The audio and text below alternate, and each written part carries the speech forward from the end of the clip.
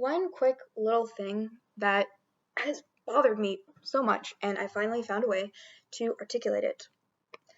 So basically, I watched Scavenger's Reign, and now I just have 1,000 ideas. So I'm like on a video spree now again. I also got all of these bunnies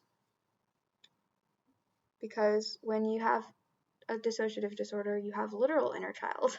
So it's even more important to do the inner child stuff. I mean, you don't always have a literal inner child.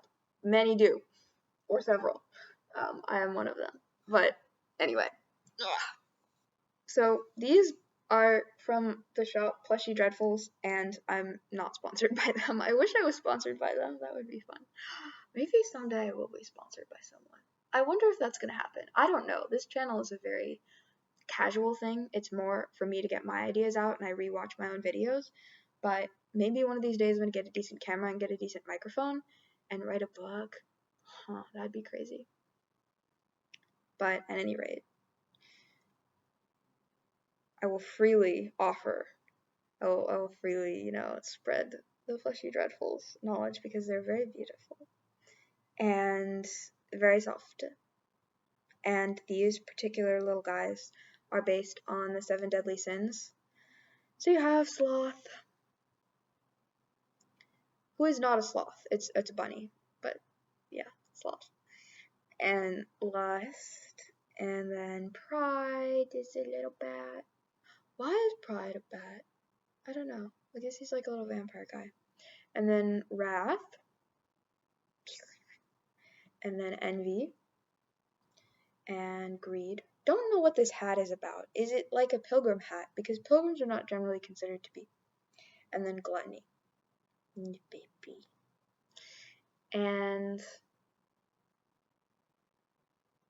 okay, on the subject of gluttony. There is a train of thought that is present within the world, and a perspective that you will find within the world that is like Nietzsche's like slave morality is the way that I generally term it, where suffering is virtuous. Or, okay, yeah, this is what it is. It's the idea that what best primes you to enjoy and appreciate the good in life is deprivation of the good.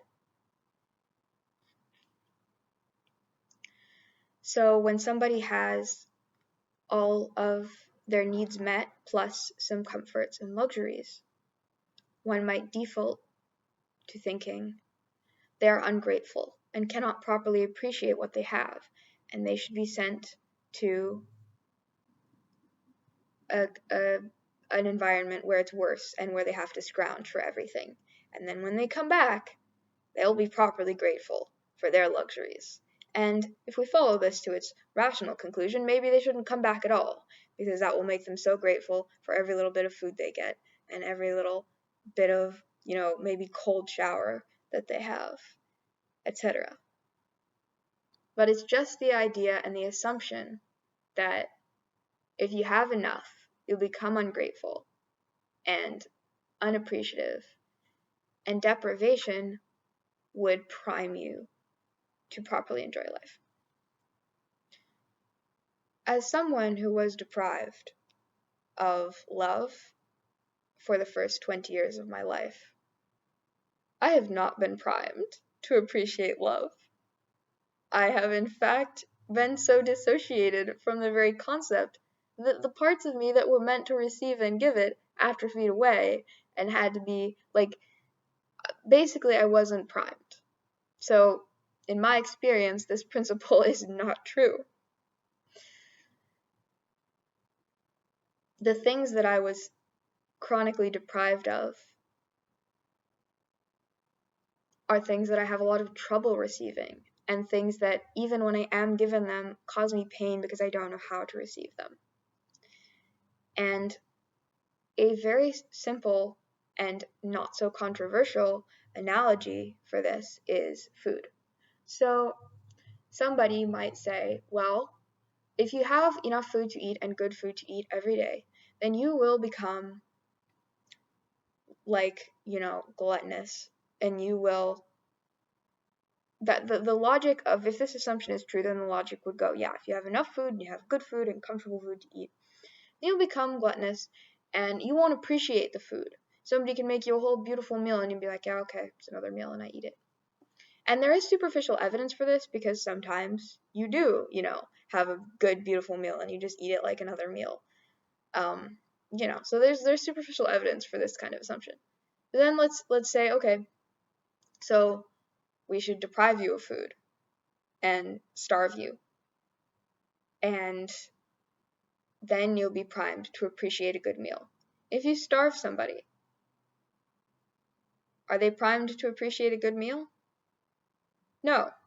If you starve someone and then you try to feed them a good meal, they won't be able to eat it, and it will hurt them, and all they can have is broth. And they'll probably be so desperate to get the nourishment within them that they're not even appreciating it at all. They're just desperately trying to eat as much as they can handle, which is a very little amount. So, or maybe we say, well, that's extreme. I don't mean deprive you of hunger. I mean deprive you of luxuries and treats. Well, I also have experience with that. So what if I deprive myself not of the necessary food to live, but just of sugar and treats? Will this prime me to appreciate sugar and treats? No, it will prime me to, when I do get sugar and treats, eat them all down too much, and then feel pain and feel sick and not enjoy it at all. And then whenever I get them the next time, I'll be afraid because I won't know how to eat the right amount, and I wouldn't enjoy the treats. Whereas in my current, and it might seem like I'm enjoying them more on a surface level sometimes. Like, yes, net, a person who has been starved will be like, wow, food, I cannot believe this is amazing, and they really will have a great enjoyment once their digestive system can get back to having food. And net, when I first, reintroduced sugar after not having it, maybe that caused me a high level of joy, and kind of still does, cause me a disproportionately high level of joy because of the previous deprivation. But really, overall, the hurt that the deprivation caused me was much greater than the little bit of extra joy that it caused me. So, I think that's debunked. Deprivation does not prime people to properly appreciate the good things in life. It primes them to only be able to take a little bit at a time and not know what to do with that at all. But again, there is some kind of truth to it. Like, there's some evidence and there's some experiences that you might have where you might say, well, I've had too much of this and I'm not properly appreciating it. And a couple of things about that, like, I think that it's about variety. Not necessarily deprivation, but like variety. Or like, it shouldn't be a moral imperative. Like, okay, yes, if you're really hungry for a couple of days, you might really appreciate food after that more than you did before. Or someone who goes through a harsh survival situation might experience a benefit after that they can say, well, now I just really appreciate the little things. But it was still overall a bad thing. Like, they're just getting the good out of it that they can, and great, that's great for them. And if you're in that situation, get all the good out of it that you can, and great for you. But it doesn't mean you should go try to do that. Like, no. Or maybe it does mean that you're going to voluntarily kind of, because I have a couple of less organized thoughts about kind of ways to, there is the idea of like feasting and fasting, which is different from just deprivation primes you to enjoy things. It's different. So there is that idea, and that's where somebody might like do a fast, like Lent, or somebody might go alpine climbing, which apparently is completely miserable, and all you want to do is just get back down and have your warmth and your like hot chocolate, and it's amazing once you get down. Or yeah, do like a trip into the wilderness. But these are voluntary things that you're choosing of yourself in order to balance out and in order to come back or to have a different experience and to come back with a new perspective on what you left behind. And I think that it's more better to frame that as variety than as deprivation, because if you frame it as deprivation, that could easily lead to, oh, depriving myself is good, which is not, but it's more like you need variety. And also, I think that calling it variety covers a wider base of situations. So, like, okay, deprivation is good sometimes, would only cover a situation like, let's say that so let's talk about like a hot shower, not food anymore, but like a hot shower. Would that still fall under gluttony? Would it fall under sloth? I don't know. The sloth one is just so cute. But deprivation thing would only cover like, okay, I go on a hiking trip and I can't take a shower for 3 days, except for just spooning some, water over myself. And when I come back, I'm so happy to have that hot shower, and it's the best shower I've ever had in my life. So in that case, I was deprived of a good thing for a while, again, voluntarily by my choice. And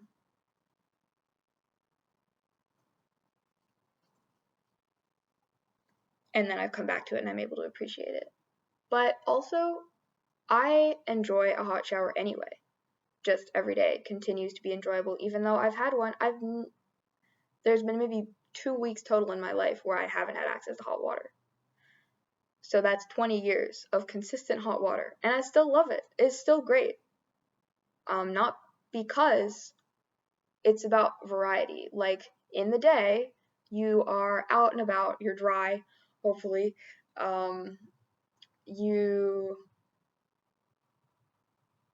kind of working and maybe exercising and getting sweaty and getting dirty and stuff. And these aren't necessarily bad experiences in themselves. At that time, you don't want to be in the shower. You want to be out doing things. But then you come home, and whenever you have your shower, I'm assuming this is for people that have a shower at night. Maybe a shower wasn't a good idea because some people have night shower, whatever, or morning. But the point is, most of the time you're having a variety of other experiences other than the good, which in this case is a hot shower that we're talking about.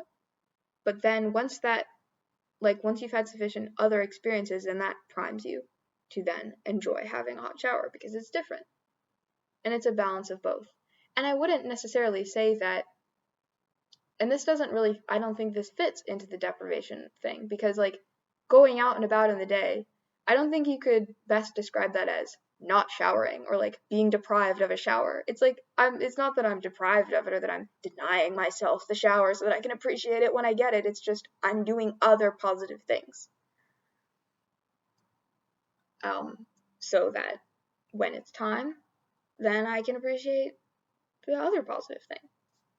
So yeah, rather than thinking that it is deprivation from a good thing that inherently best primes us to appreciate that good thing, I now see it more like when you have a healthy variety of experiences, which can include some deprivation and discomfort too, then that is what best primes you for each good in its turn and in its place.